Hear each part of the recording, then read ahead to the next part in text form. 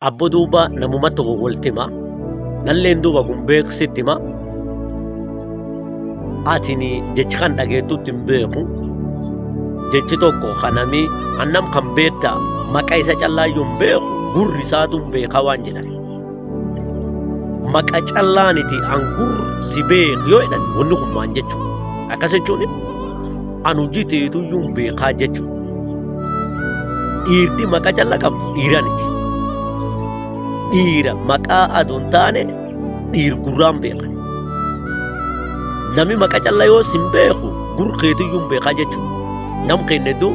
maanta balleessita gara isaanti gurri isaanii balleesse akkun garaa fi nyaati cuftiin taane gur kennallee fi hojiin cuftiin taatu beekuman kanaaf dubboorani waan jedhu garaani gurra nun qolchiniidha kanaafu duuba garaaf jedhani lubbuu dhabu mala garaaf jedhani gur dhabu mala gurraaf jedhani gara agabsuu malan garaaf jedhani gurra baduu mal tunini yoo waltu guutatani waan namaa ta'aati gurri abbaa jir malee abba biriin jiru kanaaf gurru kan kijabeeffadhu gurri dhiira fulacuuf jiraa jedhan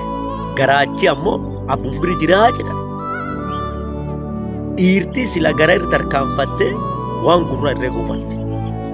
waan gurraan fuune garaattuu sooratan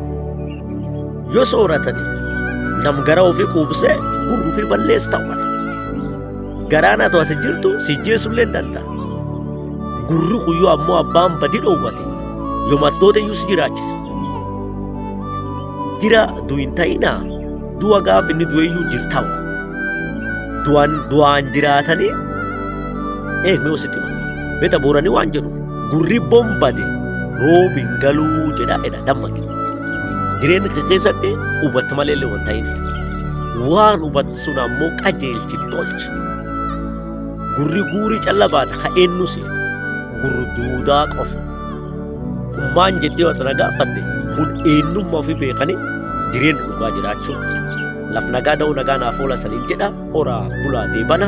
yaada keessan karaa komeentiitiin jalatti naa barreessa laayikiif sheerlee naa tolcha faadha.